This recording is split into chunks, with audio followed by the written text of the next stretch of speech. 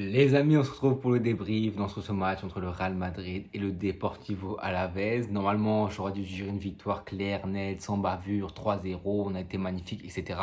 Mais il y a ces deux buts qui font tâche en 2 minutes à la 85e et à la 87e qui n'ont pas lieu d'être, honnêtement. Quand tu as le match en main comme ça, quand tu subis que très peu d'occasions, que tu laisses ton gardien à la peine comme ça, que tu es hautain, que tu es trop suffisant, que tu es en crise de confiance et que tu te sens plus en fait, tu te sens plus, ben, voilà, comme Güler, tu rentres, c'est des fins de petits ponts, tu prends pas au sérieux l'adversaire, tu manques de respect à l'adversaire.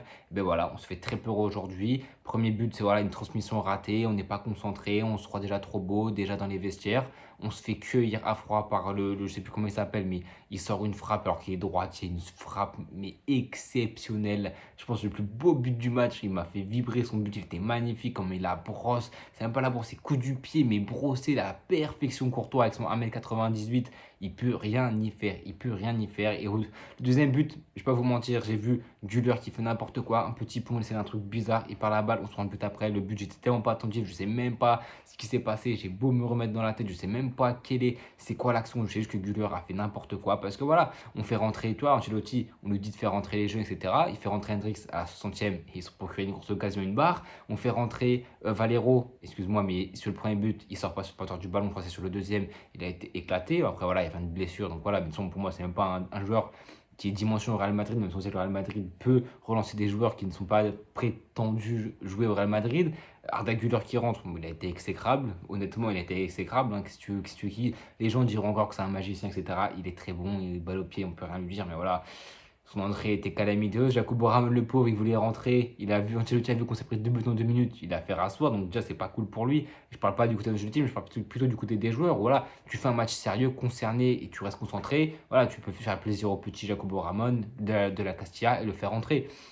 Ancelotti a été contraint de faire entrer Fran Garcia à la place de Vinicius Junior pour le faire reposer. Donc voilà, maintenant les entrants, je veux bien qu'ils rentrent, mais s'ils font des trucs comme ça, j'ai aucune pitié. Moi, voir Valverde sortir, ça me fait du bien. Quand je vois Modric rentrer, voilà, Valverde il joue tous les matchs, ça a été le joueur l'année dernière qui jouait le plus de 5 ans en championnat, donc voilà, c'est très bien qu'il joue. Déjà Ancelotti, un petit coup bizarre en conférence de presse, à ce qui paraît. J'avais vu Hendrix devrait être titulaire. Au final, il n'a pas été. Ancelotti n'a fait que très peu tourner. Hein. Il y avait Ocage, la Courtois, défenseur gauche Ferland Mendy, la charnière Militao, Rudiger comme d'habitude. À droite, changement, c'était Lucas Vazquez à la place de Carvajal qui, l'ancien, doit se reposer un petit peu. Milieu à 3, Bellingham de retour de blessure contre l'Espagnol. Et là, il est de retour en tant que titulaire. Chouameni, Valverde, on attaque la classique, là Vinicius, Mbappé et Rodrigo. Le match a commencé de la meilleure des façons à la 40e seconde. Le capitaine du jour, Lucas Vazquez, sur une superbe transmission, c'est lui au début de l'action où ça passe, je crois, avec Valverde, où ça joue rapidement. Je crois que c'est un renversement sur Vinicius ou Valverde qui le trouve. Et il y a beaucoup de mouvements, donc on peut remercier Bellingham sur l'action, on peut remercier Mbappé pour les courses qui permettent du coup de trouver que Vinicius trouve assez chanceusement, on va dire, hasardeusement, Vasquez, la course de Vasquez est splendide, digne d'un numéro 9 d'un ailier. Après, les ailiers de métier, je ne suis pas étonné, mais le déplacement qu'il fait, il a très bien. On aurait dit Bellingham début de saison de la saison dernière. Le déplacement, il sentait très bien le jeu et Vinicius le met très bien. Et on peut remercier, voilà, on peut remercier, collectivement, c'est le travail de Vini côté gauche qui arrive à trouver dans l'axe, la course de Vasquez, au plus c'est le début de l'action qui rate le ballon qui a transmis à Valverde et l'action elle vient de là. On peut remercier Mbappé, Rodrigo, Bellingham, on le voit revoyer l'action, on voit qu'ils font les courses pour laisser de la place. Et voilà, c'est tout le travail d'un collectif qui permet à Lucas Vazquez de marquer le premier but de sa saison. Et il a fait un match dégueulasse contre l'Espagnol Barcelone. Et là, il a été bien meilleur. Voilà, c'est pour ça qu'il n'est pas titulaire. C'est que c'est un joueur quand même qui est assez inconstant, surtout quand il est en tant que titulaire. Mais c'est la saison dernière, on a vu qu'on est des champions, etc. Il a été solide sur certains matchs. Mais là, au moins, il nous permet de marquer. On savait que ça allait un match où on aurait de la maîtrise, un match qu'il fallait se rendre facile et on se l'est rendu avec ce but en 40 secondes même pas. C'est même pas le but le plus rapide de la carrière de Lucas Vazquez. Il a déjà mis contre la Sociedad, je crois, dans Fonseca ou Da Silva, je sais plus qui c'est qui l'a dit, mais il avait marqué encore plus tôt. Donc bon, moi je m'en fous. En tant qu'on se remet facile, on a vu, voilà, quand tu mets ce but, tu récupères le ballon, tu essaies de te créer des occasions. On a su se créer quelques occasions. Et un truc que j'ai beaucoup aimé, contre l'Espagnol, je l'avais souligné, on a eu de la chance dans ce début de saison, un calendrier assez facile, des adversaires très très très abordables. Voilà, ça nous laisse le temps, l'adaptation d'Mbappé, sans Kroos, avec toutes ces stars, comment ils vont jouer, quel placement. Voilà, il faut le temps de se trouver et de se connaître.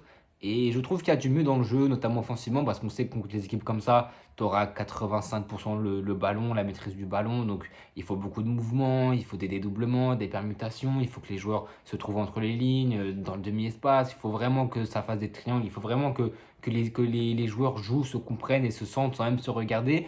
Donc, l'Espagnol, j'ai trouvé, il y a eu de bonnes choses, de bonnes séquences. Et là, aujourd'hui, pareil, encore une fois, Bellingham, Mbappé, Rodrigo, surtout Rodrigo, ça se trouvait très bien. Les milieux de terrain concernés, Bellingham, Tchouaméni, pardon, Valverde, Lucas Vazquez, les apports des latéraux étaient importants aussi offensivement, sauf Ferland Mendy qui, je le dis, est éclaté offensivement. Sa qualité de passe est hasardeuse. J'ai l'impression que c'est un de ses bégayeurs quand il avance un peu balle au pied. J'ai l'impression qu'il en perd tout son football, le pauvre. Je sais pas pourquoi, je n'arrive pas à comprendre enfin, j'arrive pas à comprendre ce que Mendy a offensivement d'être aussi. Je sais pas s'il est bridé, mais je sais pas ce qu'il a en tout cas offensivement. Enfin, la Mendy, c'est assez catastrophique, mais en tout cas, voilà, c'est pas ça qui a pêché ce soir. Mais en tout cas, oui, j'ai vu de bonnes choses offensivement, ça se trouvait bien. Bellingham qui revenait de blessure. Il a joué tout le match, abattage offensif, défensif, des gestes de grande classe, il calme le jeu. Tu sens vraiment que quand tu peux trouver un Bellingham dans le cœur du jeu, là c'est pas un match où tu as beaucoup subi, donc voilà, il t'a fait du bien. Mais voilà, le prochain match c'est le 29, je crois, ou le 28, c'est samedi contre Atlético Madrid. Premier gros choc de cette saison, parce que contre Stuttgart, certes c'est Ligue des Champions, mais bon, Stuttgart, excusez-moi, mais on a vu que Stuttgart, ils nous ont non, footballistiquement parlant, ils ont été meilleurs que nous, mais voilà, c'est le Real Madrid des champions, c'est insaisissable, c'est bizarre, mais en tout cas là, c'est un énorme match contre nos bourreaux de la saison dernière. On est invincible en Liga depuis un an, le jour pour jour aujourd'hui. L'équipe qui nous a battu la saison dernière n'a fait que deux défaites en Liga contre Atlético Madrid à l'extérieur, en Coupe d'Espagne à l'extérieur aussi contre Atlético Madrid. Donc voilà, de seules défaites de la saison dernière, c'est les deux contre Atlético Madrid. Ils sont en plus très bien renforcés, ils commencent bien leur saison, un Griezmann en pleine forme, Alvarez aussi qui marque. Donc ouais, c'est intéressant, ça va être un gros match. Et là, c'est là où il faudra voir du jeu. Et c'est là où il faudra voir la patte Real Madrid. C'est là où il faudra que les joueurs soient concernés. Il faudra voir au milieu de terrain comment on va tenir face à une équipe comme l'Atlético Madrid qui est solide, qui a des recrues, Conor Gallagher, qui a aussi les Rodrigo de Paul, qui a toujours Molina sur les côtés, où c'est très fort. Voilà, c'est un match où voilà, tu vas subir, tu vas prendre des occasions, tu faudrait répondre dans le duel, faudrait être au contact. Donc voilà, c'est des matchs comme ça qui peuvent te permettre aussi de prendre de la confiance avec une belle victoire. Mais voilà, tu l'as entaché par les deux buts encaissés, mais avant les deux buts, il y a quand même eu un but d'Mbappé à la 39e minute ou 38e sur voilà, Bellingham revenait de blessure.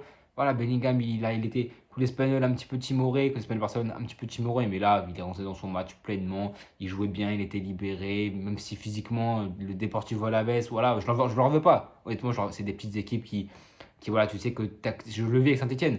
Tactiquement, techniquement, contre une grosse équipe, tu ne peux pas rivaliser. Alors tu vas essayer de mettre le pied, de jouer en contre un maximum. C'est ce qu'ils ont fait. Par contre, ce que je pourrais blâmer, c'est l'arbitre. Parce que l'arbitre, 10 fautes du Real Madrid, 7 fautes Real Madrid, 4 cartons jaunes. Deportivo Alavés, 10 fautes, 11 fautes, 15 fautes, 0 carton jaune. Donc ouais, une gestion des cartons un peu bizarre. Mais bon, les arbitres en Liga contre le Real Madrid, on va pas en parler. Mais ouais, j'en revenais à but de Mbappé.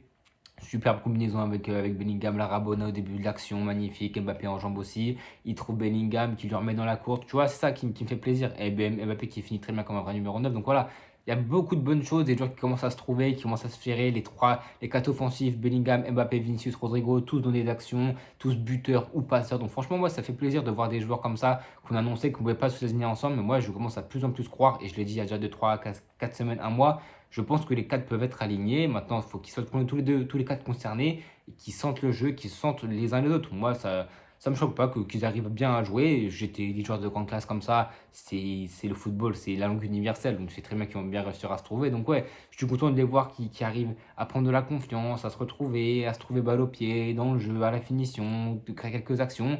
Maintenant, c'est que l'Espagnol, c'est que le Deportivo Alavés. Voilà, c'est que des petites équipes, entre guillemets. C'est contre Atlético Madrid, on a un calendrier à AC Milan, Liverpool, Barça, ça va s'enchaîner. Donc ouais, c'est dans ces matchs-là qu'il faudra vraiment avoir un jugement hâtif de nos qualités, parce que là, tu lui encaisses quasiment rien, et à la fin, les seules actions que tu encaisses, tu prends des buts. Donc bon, c'est aussi un contexte de remplacement, de turnover aussi de Ancelotti, donc je peux comprendre aussi.